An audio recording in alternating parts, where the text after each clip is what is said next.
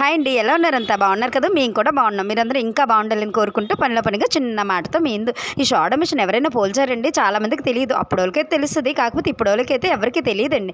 గోలీ షోడా కూడా ఎవరికి తెలియదండి. ఇప్పుడు రకరకాల షోడాలు వచ్చాయి కదండి, అందుకే దీని సంగతి అయితే ఎవరికి తెలియదు. కాకపోతే ఇది మా ఇంటి నుంచి ఒకప్పుడు మా కన్నోరింటి దగ్గర నుంచి మా అత్తోరింటికి వెళ్ళింది. మా అత్తోరింటి దగ్గర దగ్గర 35 సంవత్సరాలు అయితే సేవలు అందించిందండి. ఆ తర్వాత మళ్ళీ తిరిగి మా ఇంటికే వచ్చిందండి. ఏ గూటి పక్షులు ఆ గూటికి చేరినట్టుగా తిరిగి మా ఇంటికే వచ్చేసిందండి. దీని సంగతి అయితే షార్ట్ కట్లో చెప్పేస్తాను, వినియండి.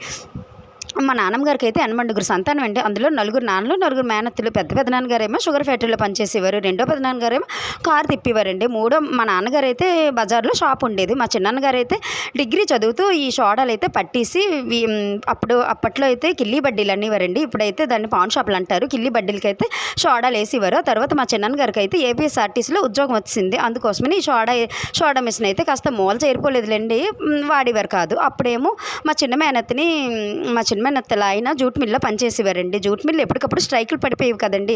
ఆ స్ట్రైకులో మట్టుగా ఏడ్ చేయాలో తెలిసేది కాదండి పాపము. అలాగా అయితే జూట్ మిల్ పని, లేదంటే అలా ఖాళీగా ఉండడం.